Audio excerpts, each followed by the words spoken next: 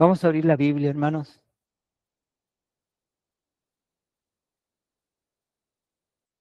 Hebreos, capítulo 1.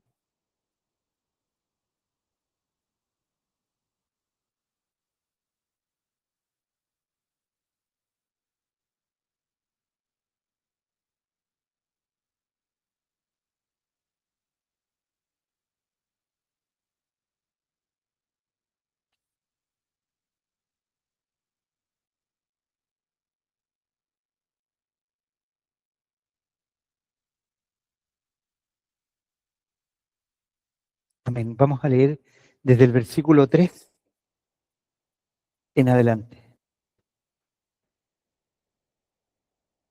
Vamos a ir leyendo por trozos la palabra. Recuerden ustedes que la palabra es para ser amada, porque es la palabra que salió de la boca del Señor y que el Espíritu Santo, a, a pesar de que el Espíritu les reveló a los discípulos la palabra, hoy día también cuando nos acercamos a la palabra, necesitamos tanto el Espíritu Santo para que nos alumbre la palabra. Como decíamos ayer, de, eh, de repente las escuelas bíblicas marcan tanto a las personas y ponen en sus mentes conceptos que son tan fuertes que les impiden luego poder leer la palabra con libertad, porque tienen los conceptos aquí en la mente, ¿m? Como los que decíamos ayer sobre el canon bíblico, ¿no? El Espíritu Santo, Dios el Padre, sigue dando testimonio. Lo que da testimonio no es de los apóstoles, lo que da testimonio es la palabra que es de la boca de los apóstoles y que están escritas. ¿Será necesario que hasta hoy Dios dé testimonio de ella? Por supuesto. El Espíritu Santo sigue dando testimonio, pero si yo me convenzo de otra cosa, la palabra no puede pasar esa barrera como ese arnero. ¿Mm? Entonces, cuando nosotros nos acercamos a la palabra, nos tenemos que estar a los pies de ella, no sabiéndolo todo, como aquí voy a aprender más, sino que estamos dejando que la palabra nos hable. Siempre la actitud que tenemos ante la palabra es estar a los pies del Señor para escucharlo y permitir al Espíritu de Dios que nos alumbre respecto a la palabra. Versículo 3 del capítulo 1 del libro de Hebreos.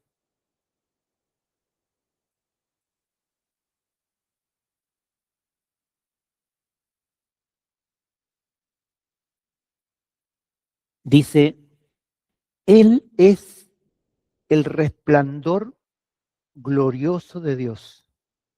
Ayer meditábamos un poco sobre esta palabra.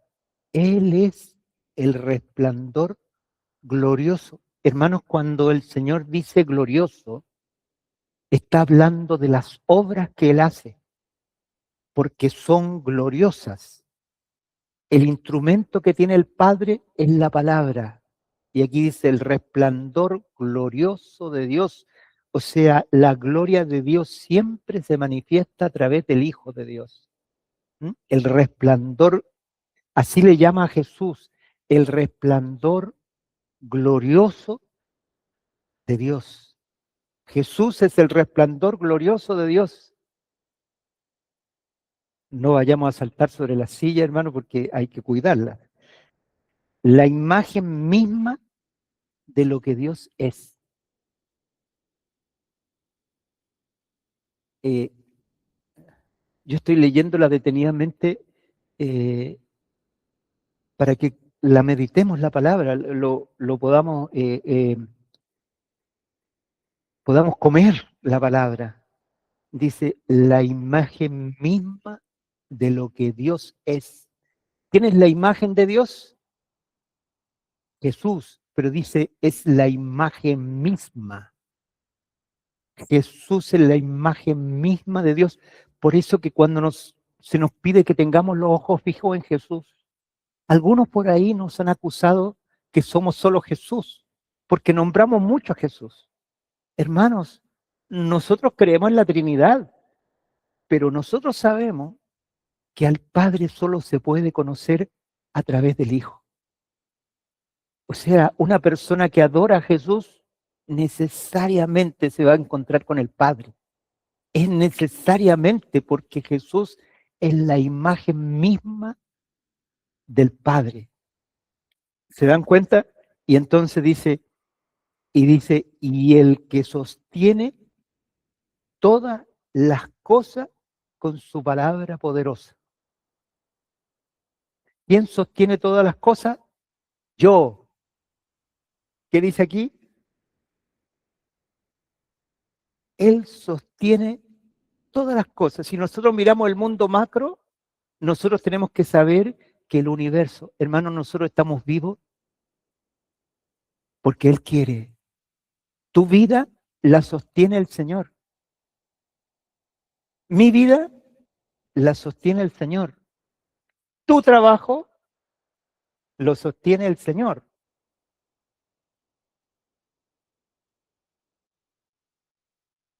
Mi vida la sostiene el Señor. Y qué precioso es eh,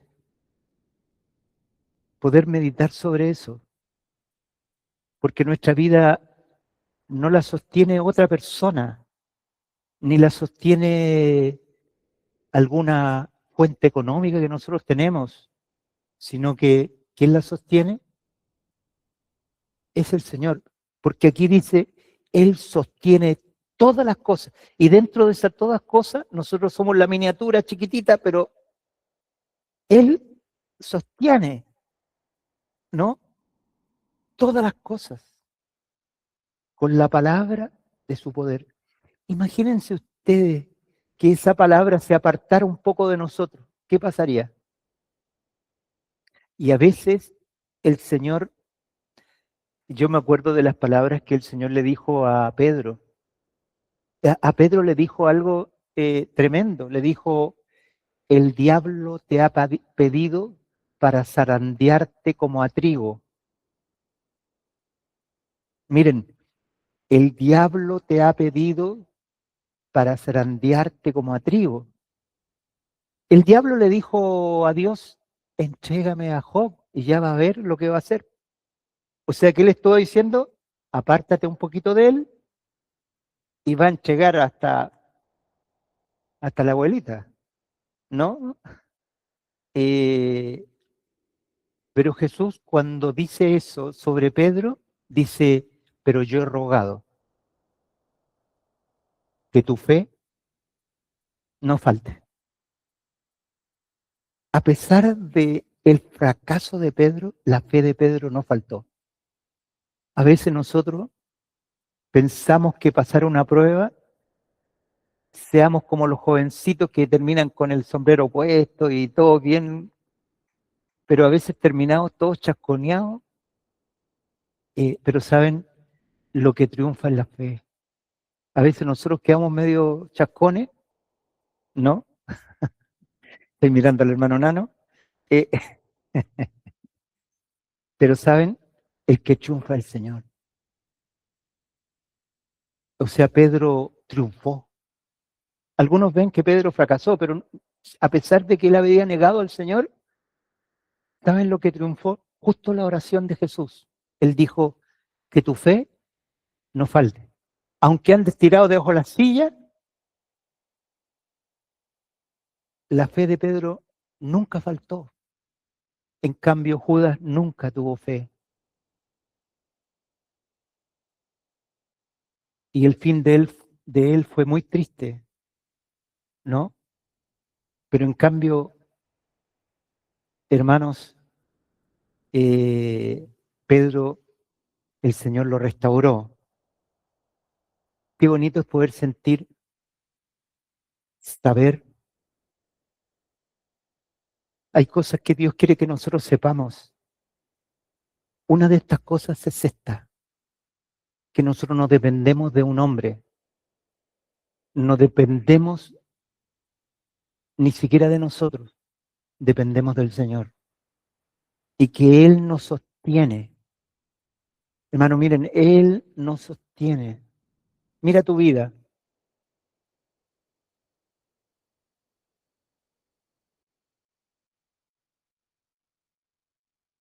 Él nos sostiene. ¿Cómo nos sostiene? Con la palabra de su poder. Ahora, si ustedes lo miran macro, cómo Él sostiene a la iglesia y cómo Él sostiene, hermanos, este mundo. La paciencia del Señor es muy grande. Un día los elementos ardiendo pasarán, dice la Escritura. Dice que el cielo se está envejeciendo y dice algo que está pasando hoy día, hermanos, como nunca antes.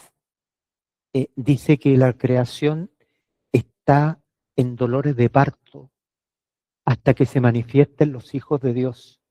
¿Saben lo que significa que la creación está en dolores de parto? O sea, significa que están en dolores. Sé que a usted no le ha pasado eso, pero ya vendrá ya. Hermanos, los dolores de parto, cuando ustedes ven que 20 personas en el sur murieron por los incendios, hermanos, ¿qué es eso? Cuando nosotros nos tocó viajar de Temuco, pasamos por Chillán y ya el día miércoles pasado era una nube de humo. Imagínense lo que pasó del miércoles en adelante. Eso es los dolores de parto. Cómo esto no solamente se está repitiendo aquí, en días anteriores en Argentina se estaba quemando el sur de Argentina, la Patagonia Argentina, donde hay árboles milenarios. A nosotros que nos ha tocado viajar, ver esos, hermanos, esas araucarias de 1000 años, árboles que tienen 1000 años, hermanos, quemándose.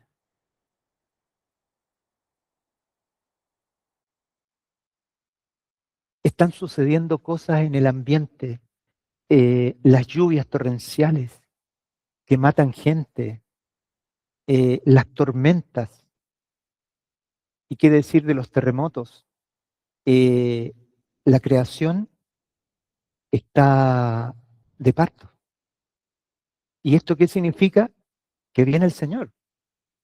Porque, ¿saben lo que dice que anhela la creación?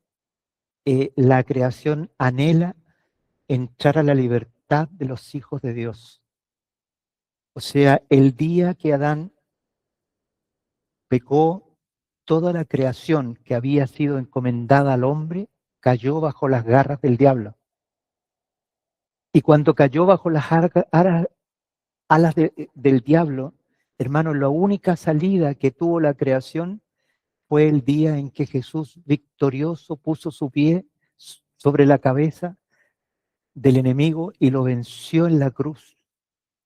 Y el diablo no pudo traspasar esta nueva creación, pero la antigua, hermano, va a perecer.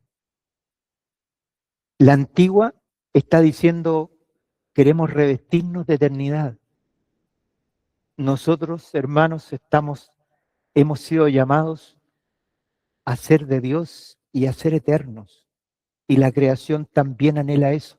Y por eso, mientras dura este tiempo, que para la creación también ha sido doloroso, ellos anhelan revestirse de eternidad. Y todo lo sostiene el Señor con su palabra. Y luego dice, después, ¿m? Todo lo sostiene. Después dice, de limpiarnos de nuestros pecados. Miren el anuncio, esto es el anuncio del Evangelio, pero quiero que se den cuenta, dice, después de limpiarnos de nuestros pecados. A veces nuestro discurso, grandes discursos, es sobre que Él nos limpió de nuestros pecados, pero miren aquí el lugar que ocupa, una sola frase, después de limpiarnos de nuestros pecados. ¿Saben por qué? Porque el Espíritu Santo da a entender que eso sucedió, pero lo más importante no es eso. ¿Qué es lo más importante? Que Jesús venció, hermanos, que el cielo recibió al Hijo de Dios. Eso es lo más importante. Y lo sigue diciendo. Dice, después de limpiarnos de nuestros pecados, se ha sentado en el cielo. ¿Se fijan que el centro nosotros no somos nosotros? Dice, después de limpiarnos de nuestros pecados, se ha sentado en el cielo, a la derecha del trono de Dios, y ha llegado a ser superior a los ángeles, pues ha recibido en herencia un título mucho más importante que el de ellos.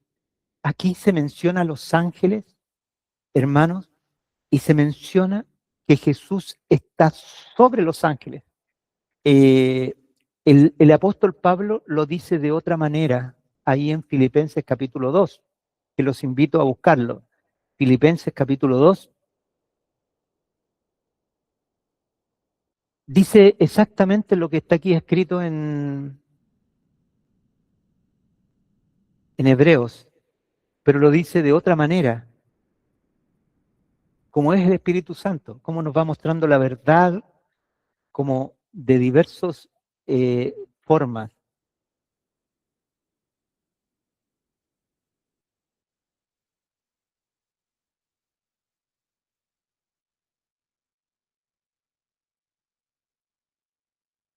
Voy a leer desde el versículo 5 para el contexto.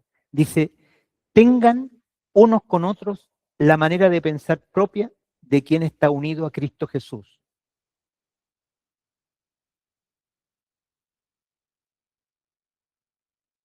Romanos, Primera de Corintios, Segunda de Corintios,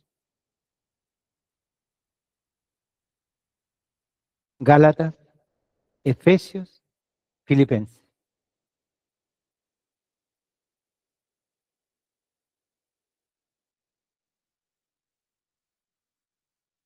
Estoy leyendo, para cualquiera que pregunte, la Biblia Dios habla hoy, que es una versión popular.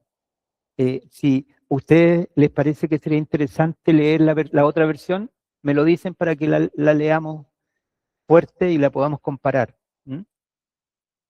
Filipenses 2:5. Amén. La vamos a leer, ¿de acuerdo?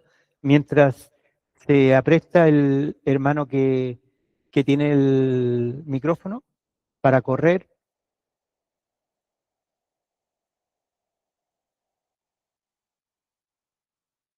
Luego de que leamos. Miren lo que dice. ¿Estamos todos atentos?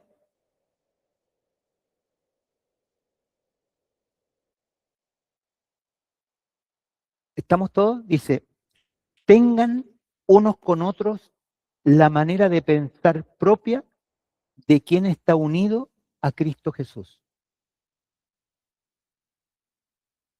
Yo lo que encuentro muy valioso esto que aporta esta Biblia porque está diciendo que aquellos que hemos creído en el Señor tenemos una manera de pensar propia de estar unidos con Cristo, o sea, el Evangelio. Eso es lo que nos da el pensar, ¿no? La palabra del Evangelio.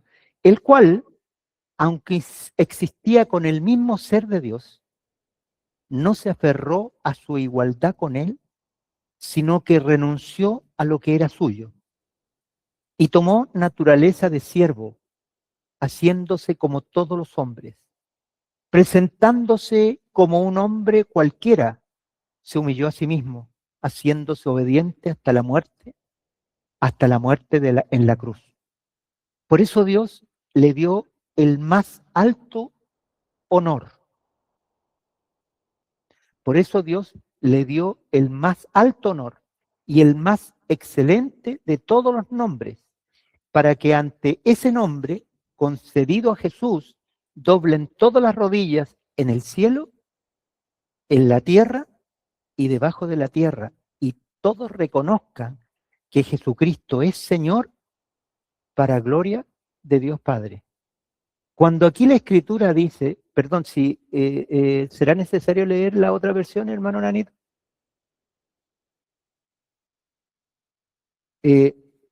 Mano Nano, que lo lea. Sí, el mismo.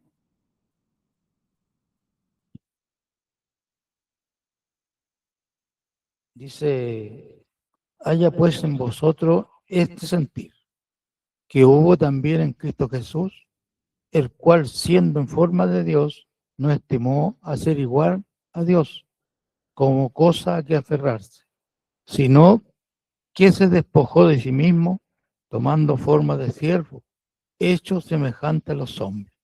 Y estando en la condición de hombre, se humilló a sí mismo, haciéndose obediente hasta la muerte y muerte de cruz. ¿Ahí? Amén. Sí, pero siga, termine. Y muerte de cruz. Por lo cual Dios también le exaltó hasta lo sumo y le dio un nombre que es sobre todo nombre, para que en el nombre de Jesús se doble toda rodilla de los que están en los cielos y en la tierra y debajo de la tierra, y toda lengua confiese que Jesucristo es el Señor, para gloria de Dios Padre. Amén. Aquí usa la palabra el pensar. La Reina Valera usa la palabra sentir y la otra versión usa la palabra actitud. Haya pues en vosotros esta actitud o haya en vosotros este sentir. A mí me gusta mucho la palabra actitud. ¿Mm?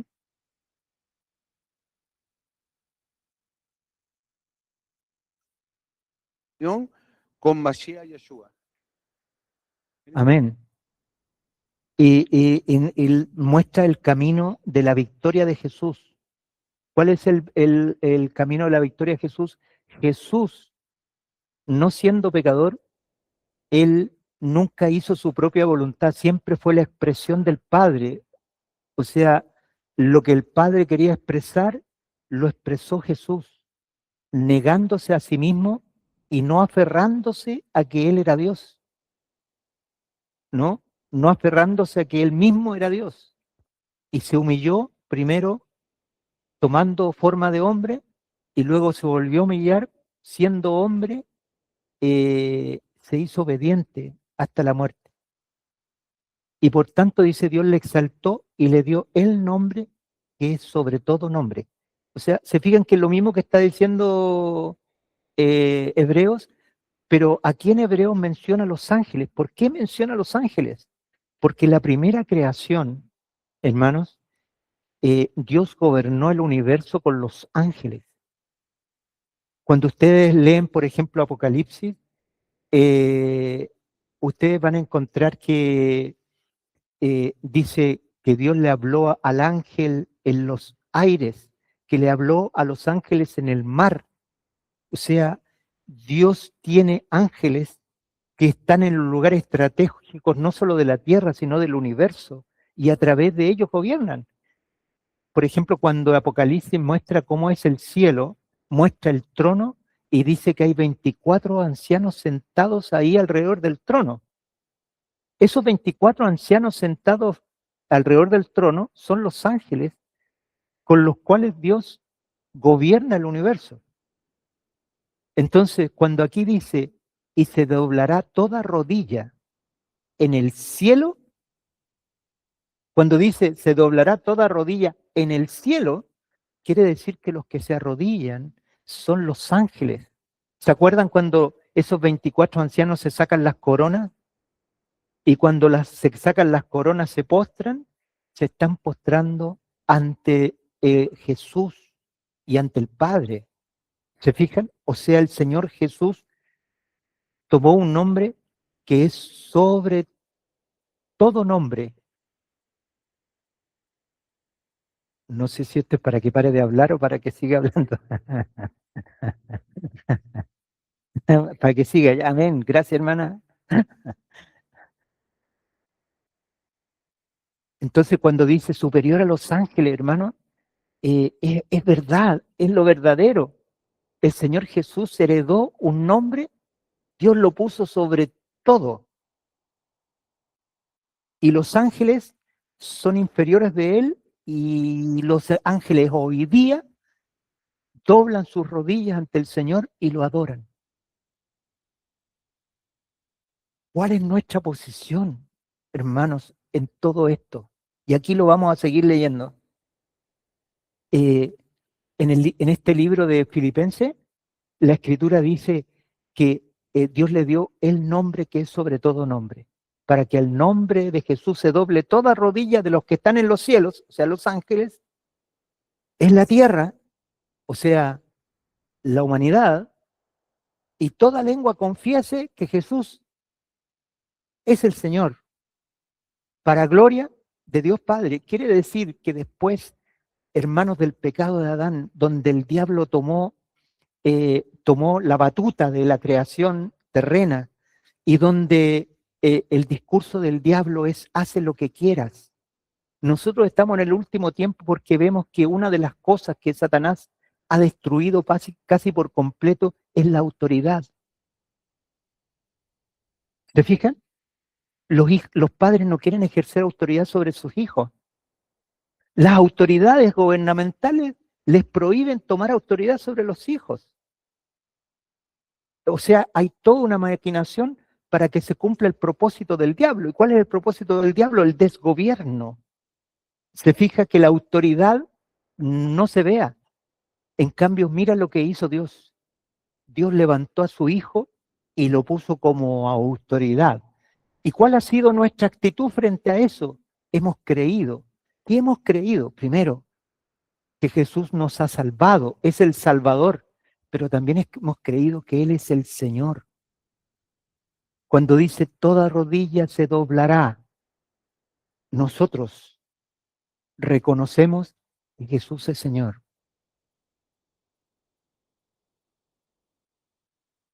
Dios ha establecido, o sea, Él puso el orden en la creación, hizo una nueva creación y puso el orden. Jesús es el Señor. Hermano, esto es una palabra en el libro de Hebreos, parte por esto, que Jesús es el Señor. Y en el capítulo 2 reconoce que eso es todo el Evangelio. Es como que resume todo el Evangelio en la resurrección de Cristo y en la autoridad que está sobre nosotros. Él es el Señor.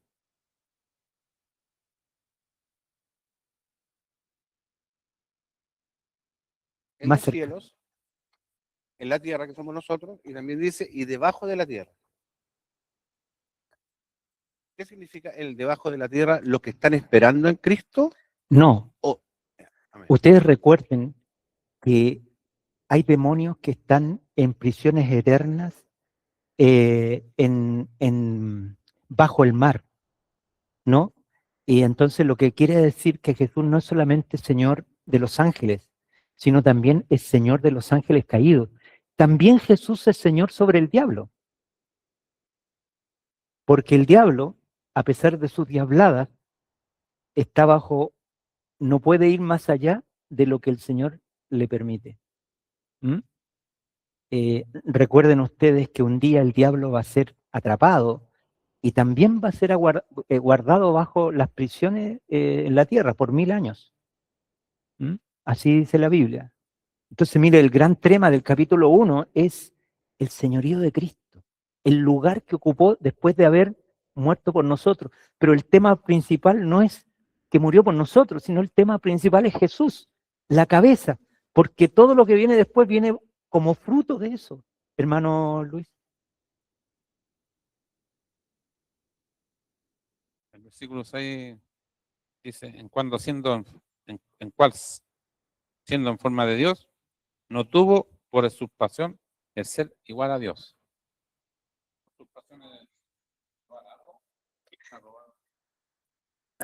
O sea, hermano, lo que quiere decir esa palabra, que cuando Jesús se hizo hombre, él siempre supo que era Dios. Y entonces podría haber dicho el Señor, ¿y qué te ha imaginado si yo soy igual que él y me viene aquí a dar órdenes y tengo que sujetarme a él? No, aquí me voy nomás. ¿Dijo eso el Señor? Claro, es criatura. Amén. Él obedeció, él voluntariamente, mire, por eso que el sacrificio de Cristo es tan valioso, porque siempre el sacrificio de Cristo no estuvo sustentado por la obligación, sino por por el amor de Cristo en dos direcciones, hacia el Padre y hacia nosotros. Cuando Jesús estaba muriendo en la cruz, estaba muriendo por amor a nosotros, pero también por amor al Padre. ¿Ah? Y ese amor al Padre es un amor de sumisión. Cuando la Escritura nos dice, seamos sumisos los unos a los otros, lo que está diciendo es que nosotros por amor reconozcamos la autoridad de los hermanos. No pensemos que somos algo especial y que aquí vengo yo. Aquí no hay ninguno que, aquí el único es el Señor. Pero nosotros somos hermanos. ¿Te fijas? Esa es la actitud de Cristo. ¿Cuál es no la actitud de Cristo? Es la carne. La carne no reconoce autoridad. La carne quiere ser autoridad. ¿Mm? En el mundo religioso se basa en la autoridad, pero no en la autoridad de las Escrituras ni en la autoridad del Señor Jesucristo, sino se basa en la autoridad del hombre. ¿Mm? Entonces, así es la iglesia.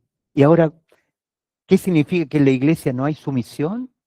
Sí, no, hay sumisión unos con otros, pero también hay sumisión a los dones que Dios ha dado para recibirlos. Pero no da ninguna otra, eso es todo. El Señor Jesucristo, siendo igual al Padre, igual, quiere decir siendo Dios igual que el Padre, Él decidió, nosotros hermanos, teniendo una propia alma con la cual pensamos, sentimos y vamos donde queremos. El Señor nos propone de humillarnos para que nuestra alma esté sujeta al Señor. Él quiere que nuestra alma esté sujeta al Señor. ¿Te fijas? O sea, que nosotros reconozcamos esa autoridad del Señor para decir, yo ya no tengo autoridad para hacer lo que yo quiero, para tomar mis propias decisiones, ni siquiera para pensar. El Señor quiere usar, cuando el Señor viene a nosotros, el Señor nos quiere usar a todos. Hermanos, en la iglesia el Espíritu Santo anhela usarnos y anhela usarnos con poder. Pero lo que hace el Espíritu Santo es testimoniar de la palabra, testimoniar del Evangelio, testimoniar de Cristo. ¿Se fijan? Entonces requiere que nuestra mente esté quieta, que nuestra voluntad esté quieta, que nuestros sentimientos estén bajo ese señorío. No ya yo, no yo, sino Él. Eso es la vida cristiana y eso ya está hecho. El creyente ha de tomarlo por la fe. No más promesas al Señor, sino rendición al Señor. Rindo mi mente. Yo me rindo a Él. Qué bonito es cantarlo. Es bonito cantar Yo me rindo a Él, pero hermano, tiene tanta implicancia rendirse a Él, porque significa que tenemos un Señor que ahora gobierna nuestra alma. Nosotros tenemos un Señor que gobierna nuestra alma. Y cuando hablamos nosotros de gobernar el alma, tiene que gobernar los pensamientos. Recién el hermano Juliano nos contaba ayer un testimonio maravilloso. Y yo cuando escuchaba a mi hermano Juliano veía cómo somos nosotros y cómo es el Señor. El hermano había tenido una licencia médica y, por ejemplo, llegaba el jueves y el viernes él había pedido las vacaciones. Había estado varios días de licencia. Entonces el hermano, cuando llegó a su empresa, en su mente, miren lo que maquinó. El hermano me dio amplias facultades para contarlo, así que por eso lo estoy contando. Firmó unos documentos también.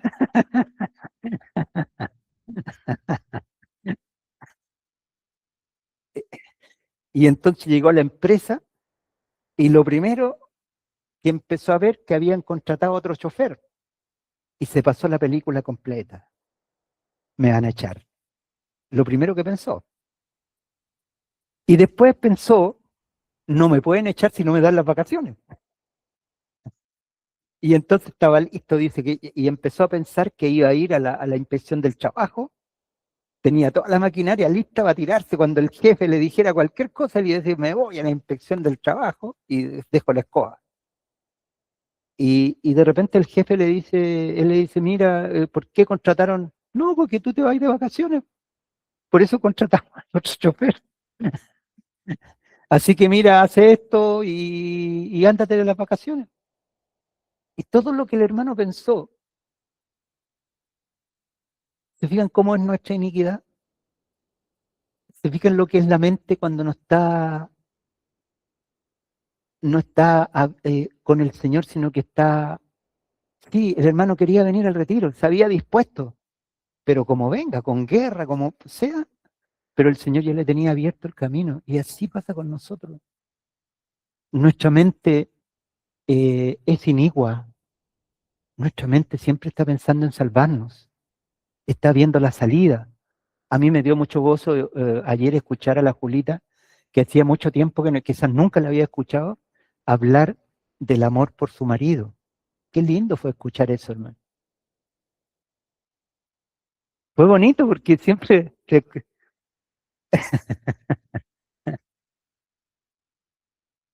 lo encontró, ¿no?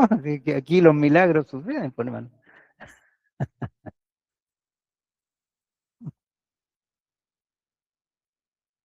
Pero se fijan cómo nuestra mente maquina,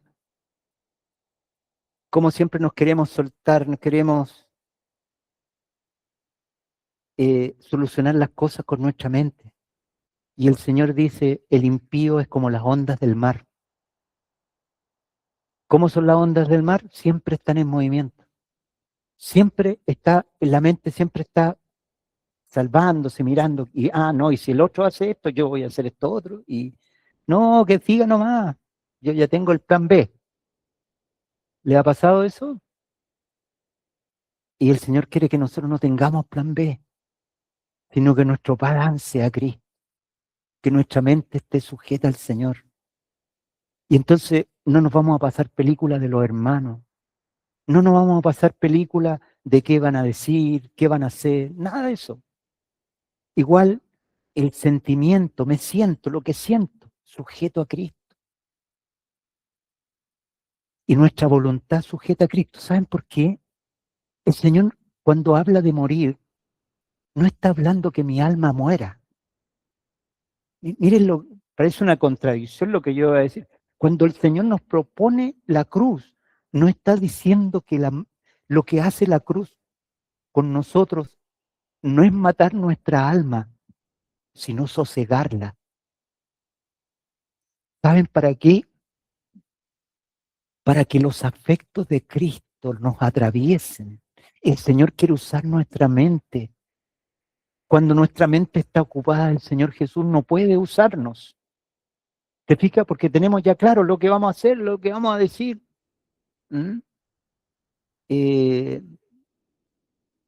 así pasa con situaciones en que el Señor quiere usar nuestra, pero si nuestra mente no está vacía, el Señor no nos puede usar porque está llena.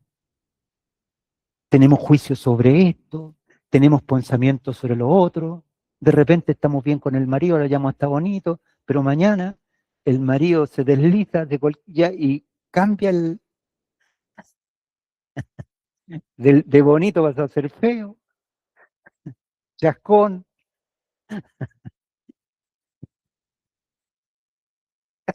Me estoy defendiendo, hermano.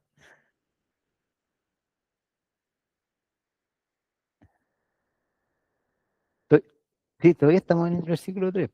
Anhela pasar al 4, pero eh, sí, hay libertad porque el micrófono corre, pero rapidísimo. Entonces yo no sé si se dan cuenta que el Señor quiere usar mi mente, pero ¿cómo la voy a usar si yo estoy lleno de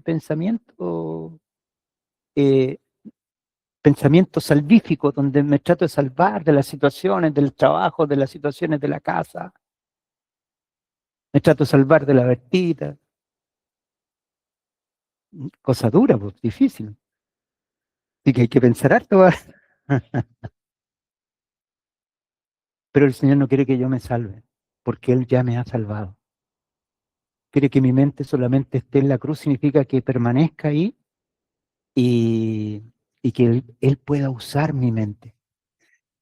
Él pueda usar mis afectos. Hermanos, los afectos de Cristo a través de nosotros. Cuando no se toma la cruz, los afectos nuestros de nuestra naturaleza nos gobiernan, hermanos. Hay afectos naturales que nos gobiernan y estamos llenos. O a veces pone el Señor nuestro afecto y nosotros lo desviamos por acá, lo desviamos para allá. Y no nos damos cuenta que el Señor quiere ser afectuoso a través de nosotros. Los afectos de Cristo. ¿Cuáles son los afectos de Cristo? Yo le voy a decir cuáles son los. Él nos ama. Los afectos de Cristo es, por ejemplo, cuando un hermano está en una posición difícil, ya sea económica o ya sea de alguna situación que le haya pasado, el Señor quiere ir en socorro. Entonces pone el afecto en el corazón, pero si el afecto, si los sentimientos no están quietos, viene la mente va a decir, no, este no lo merece, no viene, no ha hecho esto, o yo no le tengo mucha estima, pero el Señor le tiene estima al más vil pecador. O nuestra voluntad, ¿para dónde vamos? ¿Mm? Cuando nosotros hacemos nuestro propio camino, hermanos, necesitamos sujetarnos en todo al Señor. ¿Mm? Un hermano que hace poco compró un auto para trabajar. Ya está hecho, hermano, así que ponga sus barbas en remojo. Pero le faltó algo. Algo le faltó. Y aun cuando uno compra algo, tiene que ser bajo el Señor. No tiene que ser porque yo deseo, deseo esto, un 0 kilómetro. No es cualquier 0 kilómetro, no es cualquier auto. Es el que sirva para su gloria. ¿Te fijas? O sea, cuando el alma está rendida al Señor, eso es la cruz para nosotros. Que nuestra alma esté rendida. El que no toma su cruz. Jesús tomó su cruz. Jesús no tomó la cruz cuando Él fue al Calvario. Jesús tomó la cruz antes de nacer. Cuando decidió obedecer al Padre que le pidió que se hiciera hombre. Y cuando Él estuvo en condición de hombre, la boca del Padre expresaba y el Hijo hacía conforme, nunca hizo su propia voluntad. Eso fue la cruz. Por eso el apóstol Pablo cuando habla de la cruz lo dice de esta manera: con Cristo estoy juntamente crucificado. Y habla en un presente continuo. Él dice, ¿cuál es mi presente? Estoy crucificado. Y fíjense cómo es un crucificado. Mente, corona de espinas. Afectos, manifestado por las manos en una cruz. Los pies, manifestando, voy donde yo quiero, o sea, la voluntad. ¿Cómo están? Adheridos a un madero. Esa fue la vida del Señor y es la propuesta de Dios. Dios nos ha propuesto la cruz. Pero ¿saben cómo nos propone la cruz? Primero diciéndonos, Jesús se alzó hasta los cielos y se sentó en la diestra del Padre y el Padre lo ha declarado Rey de Reyes y Señor de Señores. Estamos bajo un Señor, o sea, la cruz no tiene sentido si no tenemos un Señor. ¿Se fijan? O sea, la cruz está unida al señorío de Cristo. Él se enseñorea de nuestra alma, no la mata, sino que la va transformando, porque nuestra alma, hermano, fue transformada por el diablo y se hizo malvada. La cruz es lo único que detiene el alma para que ahora sea transformada por el Espíritu de Dios a través del Evangelio, a través de la palabra. Entonces, Jesús es superior a los ángeles. Y el hermano Nano quería decir algo respecto al versículo 3.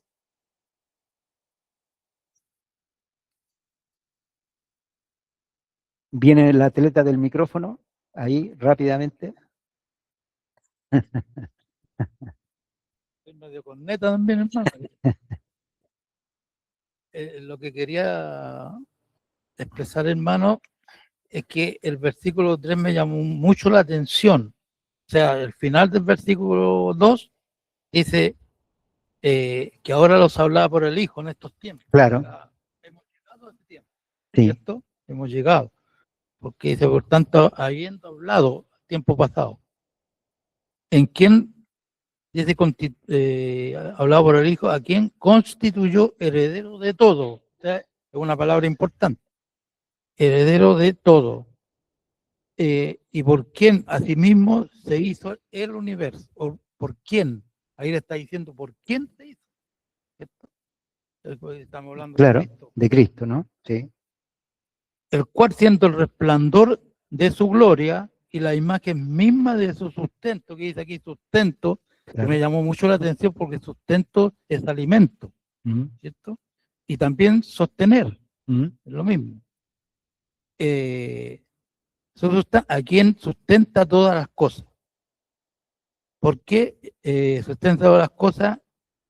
Con la palabra de su poder, habiendo efectuado la purificación de nuestros pecados, la purificación de nuestros pecados por medio de sí mismo, se sentó a la diestra de la majestad de las alturas, hecho tanto superior a los ángeles, cuando heredó más excelente nombre que ellos.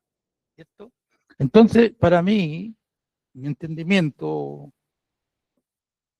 a pesar de mi ignorancia, yo creo, hermano, que aquí representa la plenitud de la autoridad que le dio el Padre a Cristo, para que nosotros podríamos tener el llamado espiritual a llegarnos a Él. Es un mandato divino que vino a través del Hijo. ¿Por qué digo esto? Porque el Señor recibió la orden de despojarse de sí mismo. O sea, lo que mencionábamos delante, despojémonos nosotros de sí mismos para que pueda actuar el Espíritu, como decía usted, de un principio. O sea, es importante que nosotros la atención la pongamos a través del Espíritu. No que aprendamos o que entendamos, sino que la palabra es la que manda, porque es el poder de su palabra. ¿Ah? Ese es ¿cuánto se llama? Lo que quiere decir. ¿Ah? Entonces, yo creo claramente que aquí habla de eso, de la salvación, y habla de la cruz, porque la cruz tiene tres aspectos. Yo me recuerdo que tenía una persona al lado izquierdo y una persona al lado derecho, en la cual el lado, no me acuerdo cuál fue el que le pidió al Señor que lo llevara. Ya. Y el otro lado, el ladrón, y el otro lado es la muerte, el pecado. El otro lado es la resurrección a la vida nueva. Por eso es que Amén, tiene amén. dos partes. Bonito aporte, ¿Ah? hermano. Claro. Y Jesús, que está en medio, Él es el resplandor de la vida nueva. Amén. Amén, bonito No sé si aporte, se entendió algo. bonito aporte el hermano, porque nos está poniendo un hecho, una palabra escrita, ¿no? Cuando Jesús estaba crucificado entre dos ladrones, los dos eran dignos de muerte, de hecho murieron, pero uno blasfemaba contra el Señor y el otro le pidió al Señor que se acordara de él en su reino. Y el hermano Nano dice que uno de ellos representa la muerte del pecado. la resurrección. ¿Mm? Así que gloria a Dios, así es. Bendito el Señor. Vamos a llegar hasta aquí. Yo pensaba leer todo el capítulo 1, pero nos queda tarea para la tarde. Y no sé si alguien quiere decir algo antes de despedir la reunión.